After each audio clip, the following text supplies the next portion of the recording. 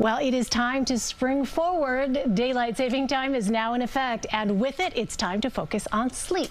Today, March 10th, is the first day of Sleep Awareness Week, and research shows that a lack of sleep on a regular basis may lead to long-term health issues, including diabetes, high blood pressure, depression, even obesity.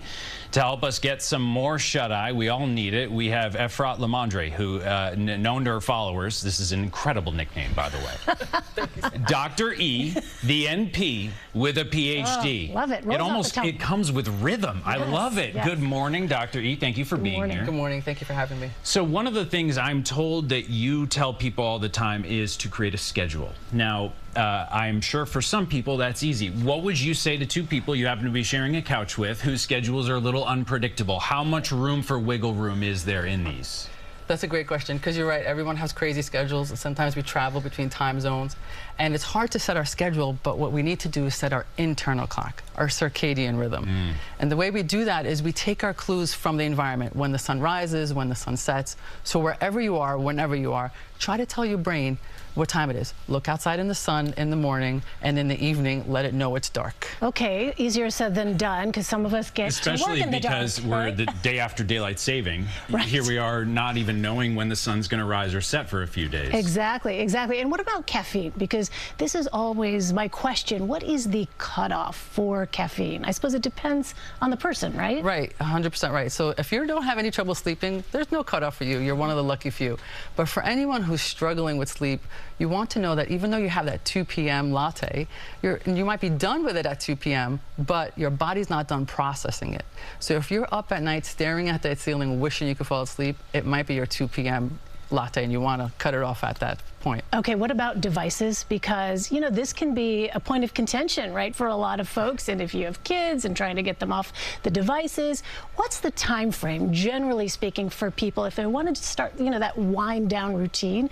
How should they go about that? And that's a hard one, too. You're right, because people really love their devices. Yeah. But about an hour before, because that blue light that emits, it actually tells your brain that it's daytime, and it confuses, it sends the wrong signal. So you want to power down about an hour before you want to get that shut-eye.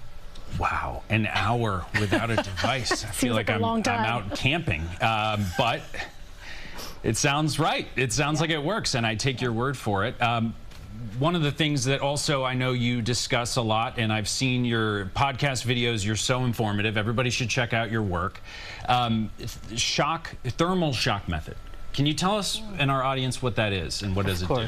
So when we go to sleep, our body automatically cools down. So we want to try to mimic that to let the body know it's time to cool down and shut off. So we could take a hot bath or a hot shower, and when we step outside, we have that automatic cool down, and it sets the stage for sleep. So it will work. How about like having a little tea? I've been trying to do this sleepy time tea. Is that kind of the same thing, but from the inside? Well, yeah, well, sleepy time tea, if you have it every night, is just about a routine, and that's what we call sleep hygiene, getting that done every day. It's all about messaging to your body, letting you know it's time to sleep. Okay, I've taken warm bath, warm shower right before bed. And some good tea, apparently. And so, yeah, and some good tea. I got Elaine's raving about this sleepy time tea. Yeah, yeah. It sounds like it. But having a day that starts and has a middle and an end, you're trying to tell your body, okay, the day is over, the sun has set, time to get into a different mode. That's sort of what all of this is part of, right? Exactly right. It's to allow your brain to release the right chemicals to get you to sleep, and the right chemicals for you to wake up in the morning. Yeah, that's true. They're connected, it turns out. Dr. E, thank you so much for being here. I know that our audience needs the advice as badly as we do, so thank you. Thank you so much. We'll be right back. Stay with us.